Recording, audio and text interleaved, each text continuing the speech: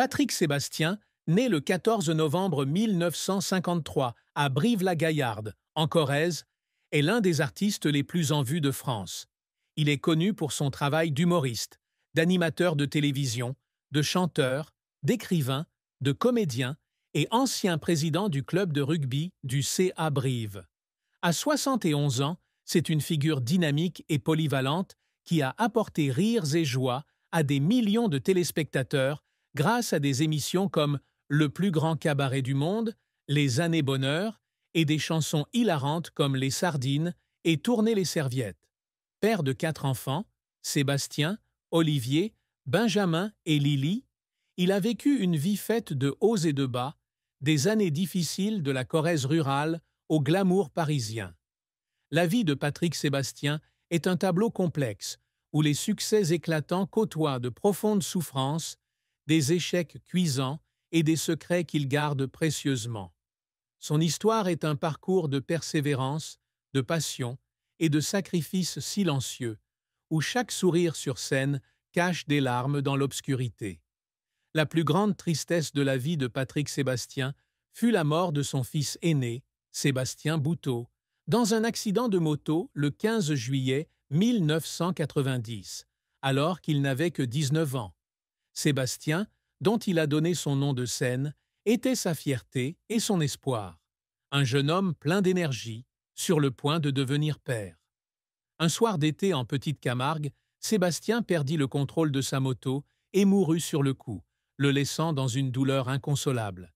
Il confia dans son autobiographie « Vivre et renaître chaque jour » qu'à l'annonce de la mort de son fils, il eut l'impression que son monde s'écroulait. Il se rendit sur les lieux de l'accident, vit la moto accidentée et le corps sans vie de son fils, et s'effondra sur le bord de la route, pleurant de désespoir. Les jours suivants, il vécut comme une ombre, sans manger, sans dormir, assis dans le salon, regardant une photo de Sébastien et se demandant pourquoi il ne pouvait pas protéger son fils. Cette douleur s'est amplifiée lorsqu'il a appris que Sébastien allait bientôt devenir père et que le petit-fils qu'il ne rencontrerait jamais lui a causé un double sentiment de perte. Il a raconté que certaines nuits, il roulait seul sur les routes de campagne corréziennes, hurlant dans la voiture pour évacuer sa douleur, mais que la tristesse persistait comme une ombre. Plus de 3 décennies ont passé, et il porte toujours cette cicatrice, et sa voix se brise encore lorsqu'il parle de Sébastien. Cette tristesse n'est pas seulement une perte personnelle, mais aussi un rappel de la fragilité de la vie qui lui laisse le cœur lourd, même s'il est toujours un homme joyeux et énergique en public. La carrière de Patrick Sébastien est un parcours de plus de 5 décennies, jalonné de succès éclatants et d'échecs qui l'ont ému aux larmes. Né Patrick Bouteau, il grandit à Juillac, en Corrèze, dans une famille modeste, élevée par sa mère, André Bouteau, alors qu'elle n'a que 17 ans. Très jeune, il manifeste un talent pour la comédie, imitant souvent des vedettes comme Bourvil, Joe Dassin et Charles Trenet devant ses proches. Après avoir abandonné ses études universitaires pour des études de lettres et échoué au concours d'entrée à la police, il décide de se consacrer à sa passion pour le spectacle et arrive à Paris en 1974 avec seulement 600 francs en poche. Il débute sa carrière en se produisant dans des cabarets comme La Main au panier, où il fait ses débuts le jour de ses 21 ans. Il passe ses premières années à travailler aux Halles pour joindre les deux bouts, mais sa persévérance est récompensée lorsqu'il fait ses débuts à la télévision dans Limousin, Actualité, en 1975, puis dans Système 2 de Guy Lux sur Antenne 2. Dans les années 1970, il fait les premières parties de grandes stars comme Annie Cordy, Michel Sardou et Mireille Mathieu, se construisant peu à peu une réputation pour son mimétisme et son humour. Les années 1980 marquent un tournant lorsqu'il devient présentateur sur TF1 avec des émissions comme Carnaval et Sébastien c'est fou. Notamment Le Grand Bluff en 1992 où il se déguise pour duper le public dans des émissions comme La Roue de la Fortune et Une famille en or, réalise des records d'audience et lui vaut le 7 d'or du meilleur présentateur en 1990. À son arrivée sur France 2 en 1996, il crée le plus grand cabaret du monde, un spectacle musical grandiose mêlant cirque, magie et danse, qui deviendra une icône culturelle française pendant plus de 2 décennies. Il produit également Les Années Bonheur, où il se remémore les grandes heures du divertissement français, et de l'autre côté du miroir, une émission d'interviews approfondie. Chanteur, il est surtout connu pour ses chansons entraînantes telles que Les Sardines, Tourner les serviettes et Le Petit Bonhomme en mousse, devenus des hymnes des fêtes françaises.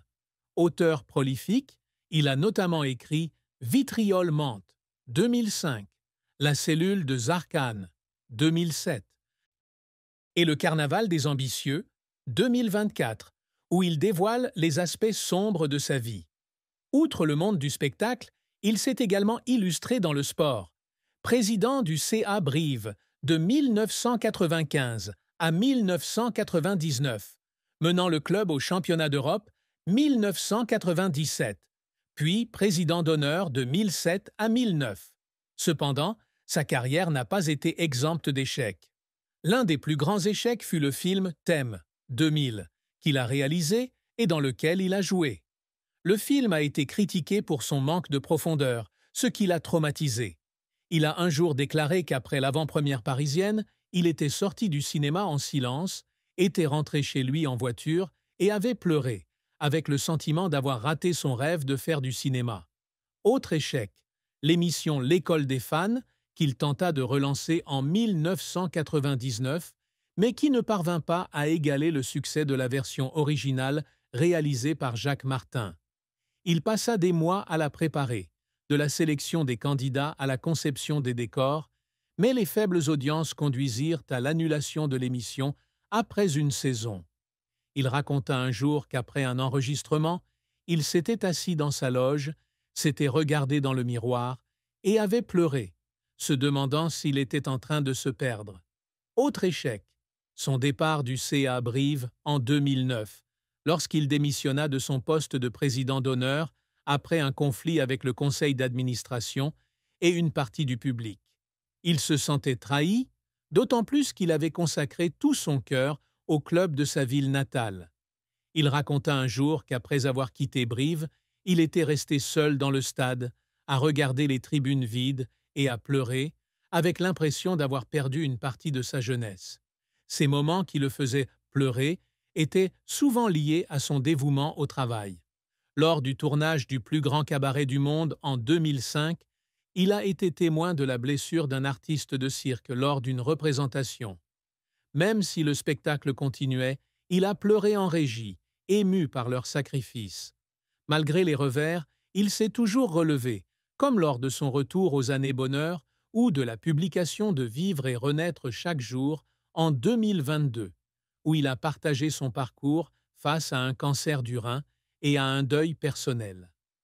La triste fin de la vie de Patrick Sébastien a été son départ de France 2 en 2018, marquant la fin du plus grand cabaret du monde et des Années Bonheur, 2 émissions qu'il avait accompagnées pendant plus de 2 décennies.